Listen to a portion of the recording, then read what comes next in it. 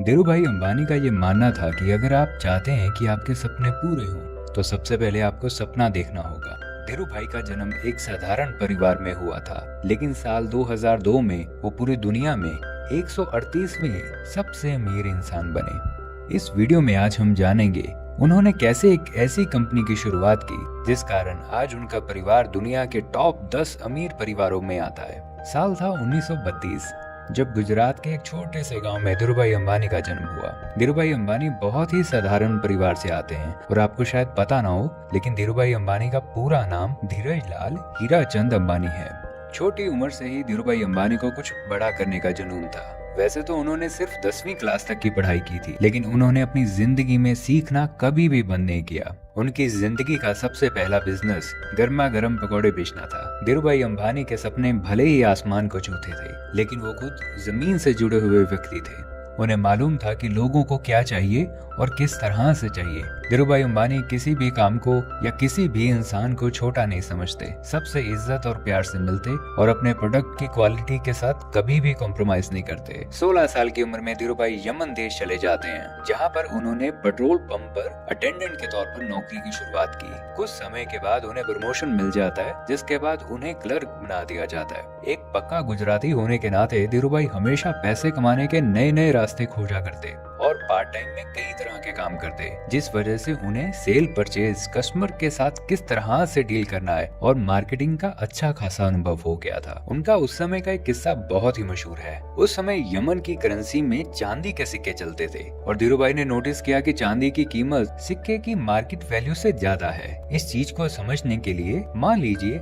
आपके पास 1 रुपए का चांदी का सिक्का है। वैसे तो मार्केट में इसकी वैल्यू 1 रुपए ही है, लेकिन अगर आप इसे पिघलाकर इसकी चांदी को बेचने जाएं, तो इसकी कीमत कई गुना बढ़ जाएगी। धीरूभाई ने इस अपॉर्चुनिटी को देखा और ढेर सारे चांदी के सिक्कों को पिघलाकर उसे ब्रिटिश गैस ट्रेडर्स को बेचना शुरू कर दिया। ये चीज बहुत टाइम तक नहीं चल पाई, क्योंकि यमन की सरकार ने नोटिस किया कि उनके चांदी के सिक्के सर्कुलेशन में कम हो रहे हैं और इंटरनेशनली चांदी की कीमत भी बहुत ज्यादा बढ़ रही थी, जिस वजह से उन्होंने इन सिक्कों को डिसकंटिन्यू कर दिया। साल था 1958, जब धीरूभाई अपने परिवार और अपनी सारी सेविंग्स लेकर वापस इंडिया आ जाते हैं। इस बार वो मसालों को एक्सपोर्ट करना और पॉलिएस्टर को इंपोर्ट करना शुरू करते हैं। उन्हें मार्केट से बहुत अच्छा रिस्पांस मिलता है, जिसके बाद वो अपनी टेक्सटाइल मिल शुरू करते हैं। अपने आसपास के लोगों की सलाह पर वो यूज सेकंड हैंड मशीन लगाते हैं, लेकिन उनका अनुभव अच्छा नहीं रहता, जिसके बाद वो फैसला लेते हैं कि कुछ भी हो जाए कि अब से वो कभी भी सेकंड हैंड मशीनरी का कभी भी इस्तेमाल नहीं करेंगे और हमेशा लेटेस्ट और सबसे बेस्ट टेक्नोलॉजी का ही यूज करेंगे। धीरूभाई ने 1966 में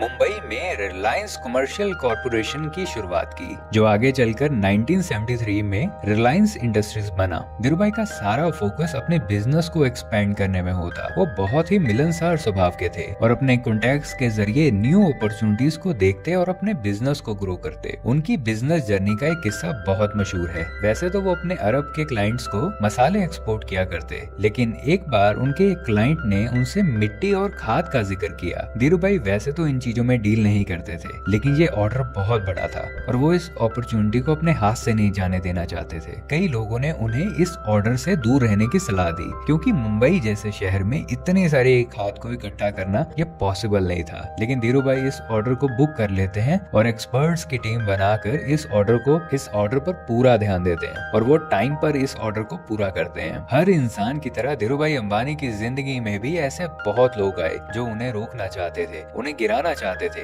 धीरूभाई उन्हें कभी भी ज्यादा इंपॉर्टेंस नहीं देते और सिर्फ अपने काम से ही उन्हें जवाब देते। इसका बहुत अच्छा एग्जांपल है जब एक बार स्टॉक मार्केट में बियर गैंग रिलायंस के स्टॉक के पीछे लग गया था। उस समय सबने यही सोचा था कि रिलायंस का एंड होने वाला है, क्योंकि मार्केट में एक पैनिक आ गया था, जिसके बाद लोगों ने रिलायंस के स्टॉक बेचना शुरू कर दिया था। लेकिन तभी धीरूभाई ने अपने सोर्सेज का इस्तेमाल किया और अपने सारे स्टॉक को वापस से खरीदना शुरू कर दिया, जिसके बाद स्टॉक मार्केट में रिलायंस वापस से ऊपर आ गया। इस एक इंसिडेंट के बाद बियर गैंग ने कभी भी धीरूभाई अंबानी के साथ वापस से कोई पंगा नहीं लिया। हर बिजनेस में प्रॉफिट और लॉस होता है और अपने लॉस को किस तरह से रिकवर करना है, धीरूभाई इस चीज को ज्यादा प्रेफरेंस देते थे। धीरूभाई अपनी लाइफ में टाइम मैनेजमेंट और मनी मैनेजमेंट को अपनी फैमिली की तरह इंपॉर्टेंस देते थे। यही वजह है कि आगे चल के उनका बेटा मुकेश अंबानी अपने कॉलेज की पढ़ाई को बीच में ही छोड़ देते हैं और अपने बिजनेस और अपनी फैमिली वैल्यूज को प्रेफरेंस देते हैं, जिस कारण से वो अपनी पोजीशन को आज मेंटेन कर पा रहे हैं। देखिए, पढ़ाई लिखाई इम्पोर्टेंट है, लेकिन ये सब कुछ नहीं होती। इम्पोर्टेंट एक ही चीज है, वो ये है